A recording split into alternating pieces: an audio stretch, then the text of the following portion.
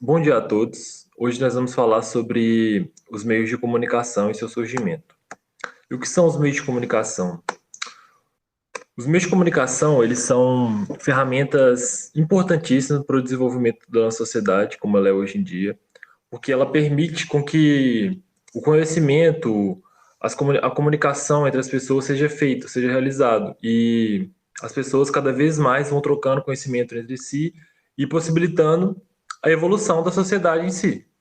E hoje nós vamos falar sobre os principais meios de comunicação. Vamos começar pelo telégrafo. O telégrafo, ele é um aparelho ligado à eletricidade que ele digita pequenos códigos em pedaços de fitas de papel. Em 1790, houve um protótipo sendo inventado pelo Chappe, que é um francês chamado Claude Chappe. É o telégrafo óptico. Ele não era um telégrafo elétrico ainda. Ele é o início para logo mais nós termos o telégrafo elétrico em si. Ele era eram torres com braços de articulação que ficavam de 5 a 15 quilômetros de distância entre si. E nos braços dessa torre se transmitiam mensagens. De acordo com de como os braços dessa torre ficariam, eram transmitidas mensagens.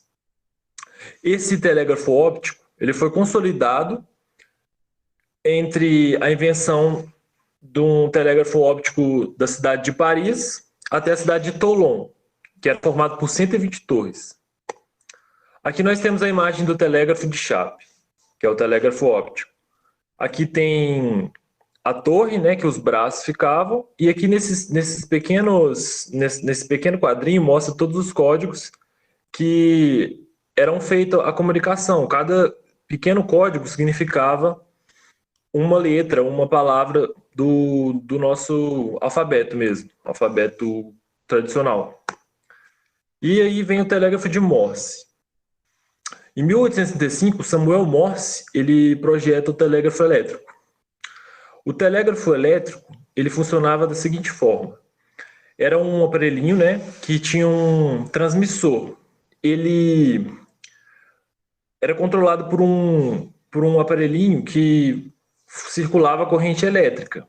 E quando você apertava nele, você manipulava ele, dependendo do tempo da manipulação dele, era passada uma corrente que era ativada por um eletroímã. E esse eletroímã, ele escrevia, de acordo com o tempo que você ficava pressionado, manipulado ali, ele escrevia um código numa fitazinha. E essa fitazinha ela era transmitida para outro telégrafo. E assim ocorria a comunicação. Essa transmissão ocorria através de um cabo do emissor até o receptor. Aqui temos a imagem do telégrafo de Morse, né? As fitazinhas aqui, o local para manipulação. E dentro desse telégrafo a gente utilizava a linguagem do código Morse. Ele inventou esse código que era feito por pontos e linhas. E essas linhas, ela tinha pontos pequenos, que era a parte de curta duração, né, das correntes elétricas, e os mais tracejados eram o maior tempo de duração das linhas elétricas que a gente mantinha. Conforme esse telégrafo foi evoluindo para os Estados Unidos, foi evoluindo por todo os Estados Unidos, tendo uma ligação da cidade de Baltimore e Washington, e ele se difundiu rapidamente durante o século XIX por meios submarinos e conforme ele foi evoluindo para todo mundo. Aqui temos o código Morse, né? A tabela do código Morse. Cada ponto significa uma letra, um número, uma interrogação, um sinal, né?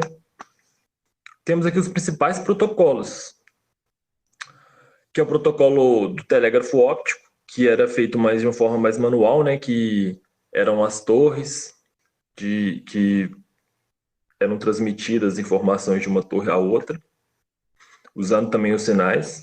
E temos o telégrafo eletromagnético, né? Que foi muito usado com o código Morse também e ajudava em proteção de trechos em estradas de ferro para facilitar essa comunicação. E temos a indústria do telégrafo, né? O telégrafo do Morse deu início à verdadeira indústria, uma indústria do telégrafo que foi muito bem sucedida. E no final de 1861 ali, ele já abrangiu os Estados Unidos todo. No começo do século XX, novos telégrafos foram surgindo, né? Um que imprimia até mensagens, não era mais o código Morse. E também foram surgindo tecnologias que o telégrafo podia ser feito por meio do ar, né? As mensagens podiam ser transmitidas por meio do ar. E uma pequena forma primitiva de rádio, né? Que transmitiam as mensagens de sons até. Transmitiu até sons. Isso mostra que uma pequena invenção pode surgir outras e outras, né? E depois, no século XX, ele foi substituído por meios de comunicações mais velozes. E temos uma curiosidade. Numa série chamada Round Six, e eu acho que vocês já assistiram, porque é uma série que está muito famosa nos dias atuais, há uma cena em que o personagem ele percebe uma movimentação de tossidos do colega de quarto dele. E esses tossidos, eles meio que tinham código Morse nele. Era código Morse. Tossidos mais curtos era o ponto, os tossidos mais longos assim eram os tracejados. E aí ele interpretou isso, escreveu no celular dele e tem essa mensagem aqui. Eu vou traduzir para vocês, ó. Ponto, ponto, tracinho, tracinho, tracinho, vai dar um 2. Tracinho, tracinho, tracinho, tracinho e um ponto, vai dar um 9. 29, que era o número do jogador que está do personagem. Era o número dele na série lá, 29. E ponto, tracinho, tracinho dá um W, que em inglês é with, que significa com. E o tracejado ponto, ponto, tracejado ponto, vai ser equivalente a uma barra, que é with, era para o jogador ir com a pessoa que estava tossindo, para ele seguir ele no dia seguinte. E agora temos o rádio aqui. O rádio, a primeira descoberta, para começar, foi nas ondas de rádio, né? Capacidade de enviar sons pelo ar. E em 1860, isso aconteceu em 1860, quando o físico James Maxwell, ele descobriu essas ondas, que foram apresentadas só pelo Hertz, que tomou o nome das ondas. Hoje em dia a gente chama as ondas de frequência de Hertz. Mas aí depois Guglielmo Marconi, ele estabeleceu linhas telefônicas com sinais de rádio. E essa invenção ele deu o nome de telégrafo sem fio, né? Que era o que a gente viu anteriormente agora. E em 1901 ele recebeu o Prêmio Nobel de Física. Só que essa invenção ainda era bem fraca na época. Ela só transmitia os sinais, né? E teve uma disputa muito grande pelo título de inventor, porque o Tesla entrou com um recurso para ter o título de inventor para ter a patente de inventor do rádio. Ele entrou com esse recurso em 1915, nos Estados Unidos. E em 1943, ele foi concedido como inventor do rádio. Reconheceu ele como inventor do rádio. Nessa disputa também entrou o J.C. Bose, que é o Jagadish Chandra Bose. JC é a abreviação. Ele apresentou uma transmissão de um representante da Grã-Bretanha que foi até Calcutá, em 1896. E ele apresentou essa transmissão, ele fez a transmissão no raio de 3 quilômetros dele. E aqui os primeiros passos do rádio. Os primeiros receptores, eles eram confeccionados em sulfeto de chumbo. Eram chamados bigodes de gato. E eles eram ligados a um aparelho de cristal. Então, esses bigodes de gato recebiam os sinais. A primeira transmissão ocorreu em 1906, por voz e por música. De voz e música. Mas ela não foi tão badalada assim. Porque depois o canadense Reynold Fessenden,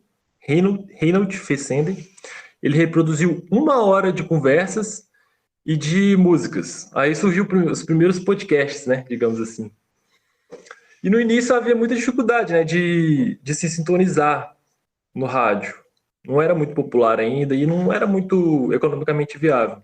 Só foi ser viável lá para frente, em 1927. Muito viável, né?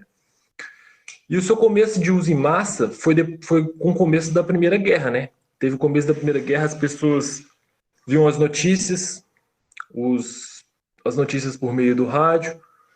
Os soldados até usavam tecnologias por meio de rádio. E depois da guerra, as pessoas foram usando bastante, até clandestinamente, e o governo estava de olho nisso. E logo após, o governo até se rendeu e também começou a usar o rádio. Ele adotou o rádio, então começou a era do rádio. Começou a se utilizar mais o rádio em massa. E tinha meio de novela, telenovelas e tudo. E como é que o rádio funciona? Ele utiliza de ondas radiofônicas de diferentes comprimentos. Essas ondas, elas se distinguem pelo tamanho delas. Umas são curtas e outras são longas. As que são curtas, ela tem uma frequência muito alta. E as que são mais longas, a frequência é mais baixa. A frequência de rádio utilizada é de uma frequência. As ondas mais curtas, ela tem um ciclo. Um ciclo de onda, ele é 1 Hz que utiliza. Hoje em dia, no rádio, para ele circular em si, utilizam-se ondas até de 1 kHz até vários gigahertz, que é 1 milhão de ciclos em um segundo.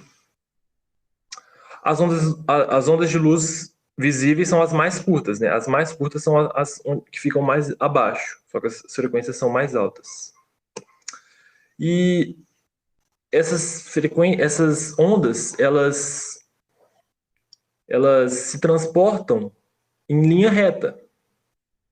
Então, como a Terra é esférica, essas frequências batem na ionosfera e refletem para a Terra de volta até chegar na antena receptora.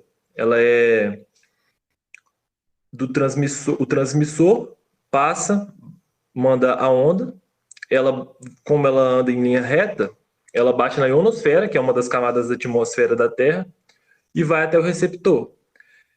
E as ondas mais curtas, que são as mais perto do chão, elas se transportam até pela água e pelo vapor da água mesmo, dentro no próprio ar, no vapor da água, na água, e chegam até a antena receptora. E aqui temos os principais protocolos, que é o protocolo aberto, que usa da ETCI e da TIA, que tem uma padronização do rádio que mantém a concorrência do mercado, mantém muito viável por ter muitas opções de reprodução de rádio. Agora, o protocolo fechado, ele é menos viável, porque é somente um fornecedor, não tem várias redes para serem fornecidas, é somente um fornecedor que fornece o serviço do rádio. Então, se esse fornecedor parar de atender ao cliente, que é o dono da emissora, pode haver complicações, né? A empresa não é muito viável. Então, o melhor protocolo são os protocolos abertos. E agora o Rafael vai falar um pouco sobre a televisão e o celular, os inícios, os primeiros passos, né? Exatamente, João. Tá, sobre televisão, né? Como foi falado anteriormente sobre as invenções do telégrafo, do rádio, né? Que muitas invenções são difíceis de nomear apenas uma pessoa específica como pioneira daquele campo, né? Do conhecimento. E no caso da televisão, quem seria a primeira pessoa a imaginar esse pequeno aparelho, né? Esse aparelho de que se vê a imagem pela primeira vez, né? Seguindo a cronologia da comunicação, né? Quais foram as tecnologias que permitiram construir os primeiros aparelhos da televisão? Bem, após a invenção do telégrafo, né, um escocês chamado Alexander Bain pensou na possibilidade de um telégrafo de imagens. Inventou uma máquina de fax, né, em 1843, né, o faxímetro, né, está mostrando a imagem aí. Embora seja mais para um avô da máquina de fax, isso contribuiu para o conceito de transmissão de imagem. Na década de 1870, o Alexander Graham Bell, um dos pioneiros da invenção da televisão, cogitou uma invenção similar. Poderia transmitir não apenas voz humana, mas também a comunicação visual à distância, a partir da ideia de que temos talvez seja a primeira representação de algo parecido com a televisão, né? O telefonoscópio, em uma gravura de 1878, né? Em 1884, o alemão Paul Nikola, né, inventou um aparelho que usava sinais luminosos de correntes elétricas, com condutores de selênio, que passavam por um disco perfurado, dividido a imagem em sequências de pontos luminosos, né, chamado de disco de Nicolet. Foi base da primeira tecnologia da televisão mecânica. Foi nessa época, né, que a palavra televisão surgiu, né? Um artigo cientista do russo Konstantin Petrix, não sei se é assim que pronuncia, em 1990, né? As primeiras demonstrações dessa televisão primordiais eram experimentais e pouco viável comercialmente, né? Além disso, até aquele momento, o foco do evento ao uso do aparelho para a comunicação de pessoas e exibição de mídia física.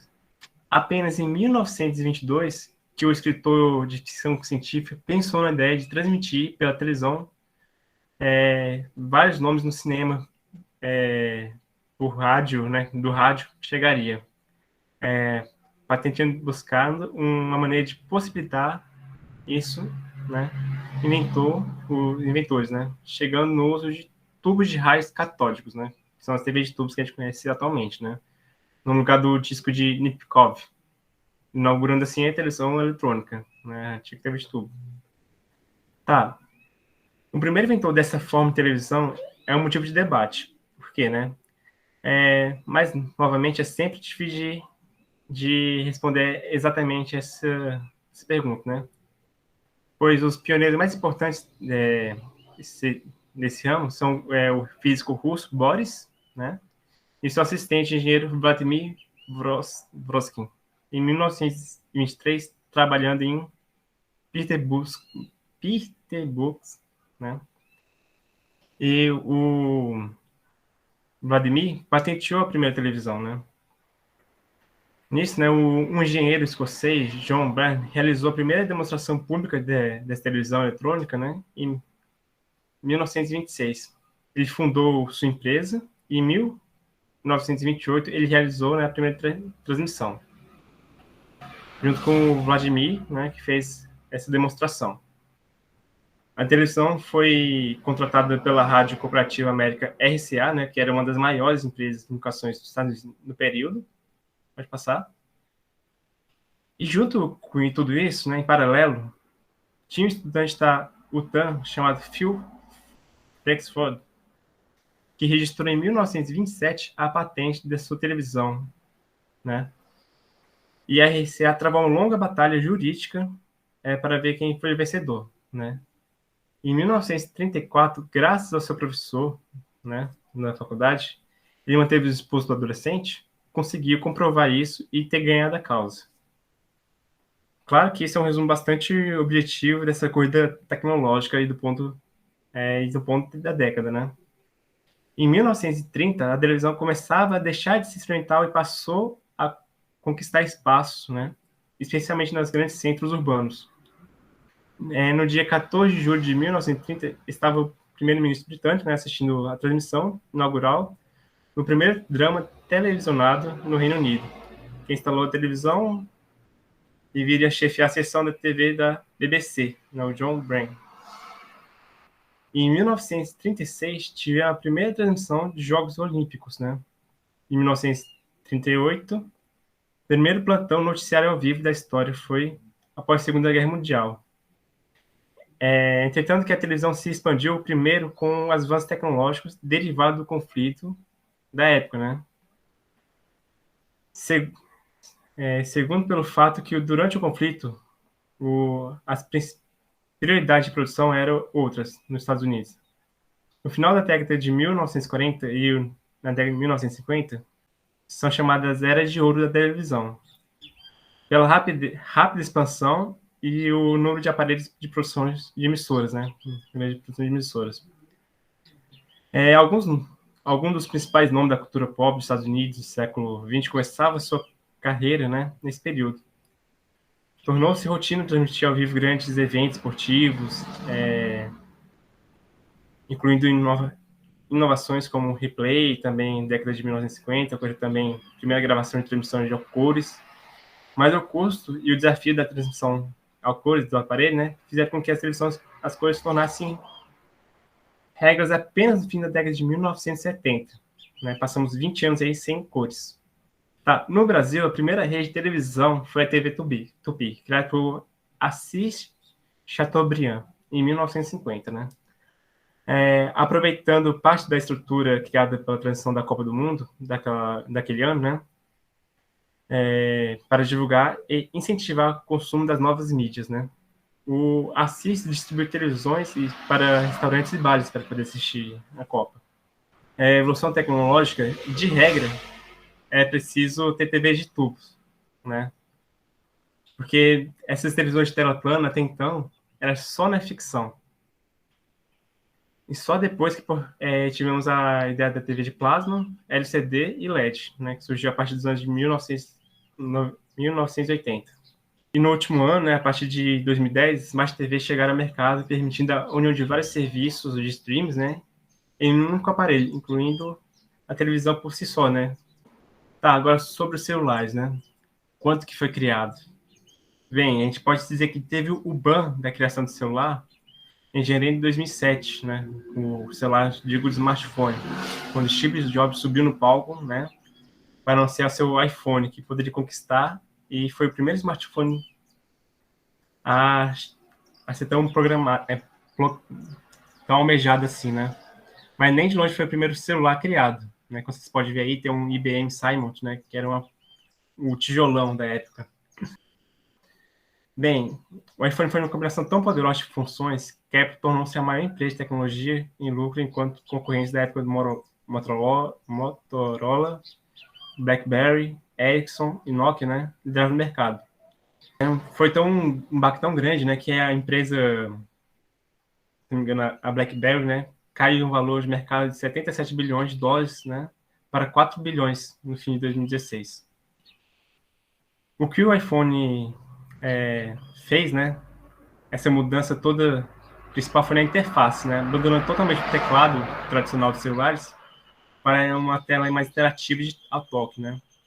Junto a isso, com a App Store, né, que permitiu que aplicativos de fora, né, o iPhone abriu espaço para muitos da tecnologia, que a discussão hoje em dia é mais de 10 anos depois, o WhatsApp, o Instagram, o Uber, o Waze, Tinder, empresas de aplicativos que valem bilhões e rodam sobre uma plataforma absolutamente popular, né, o que viabilizou bastante, que cresceu muitas empresas através do smartphone, né?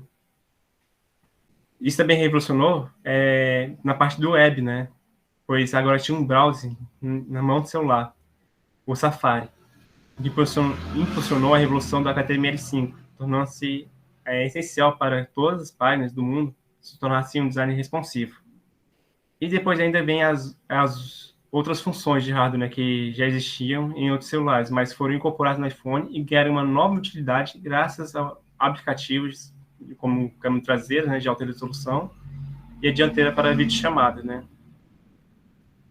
Que já existia, como você pode ver aí no Nokia 95, que agora serve como para tirar foto para o Instagram ou gravar uma aula no Meet, como agora.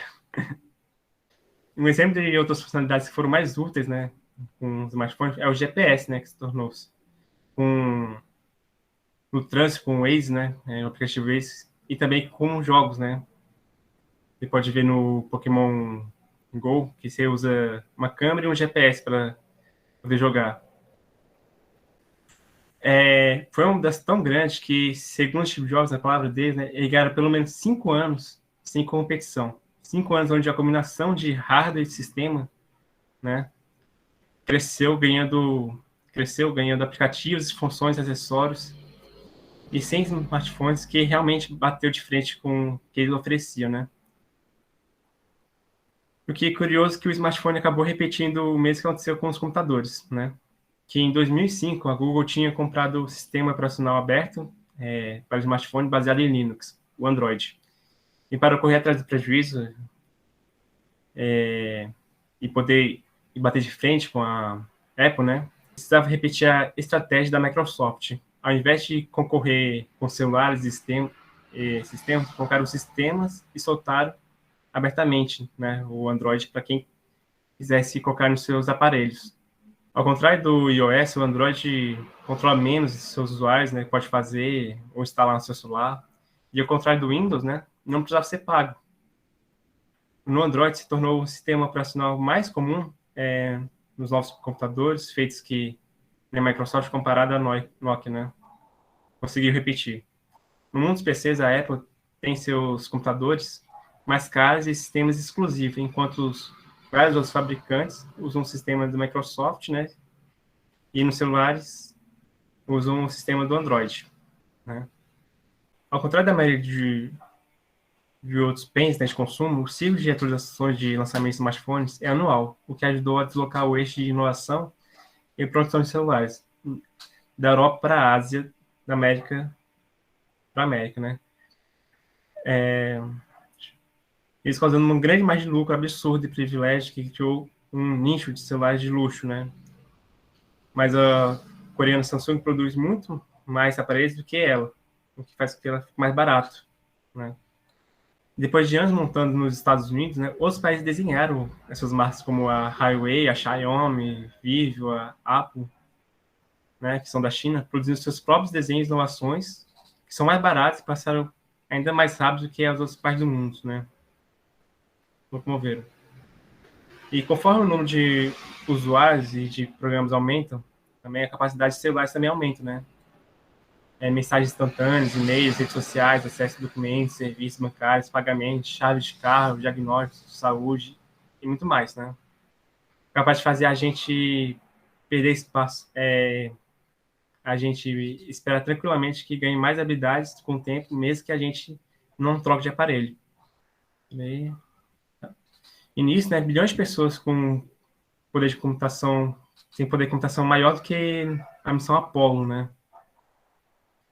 Como Kramsky fala em seu livro Little Race, o celular hoje é a primeira tecnologia que entrou no bolso das pessoas depois de milhões de anos, onde que a gente fazia questão de carregar era chaves e dinheiro. E a caminho de substituir outras duas partes também, né?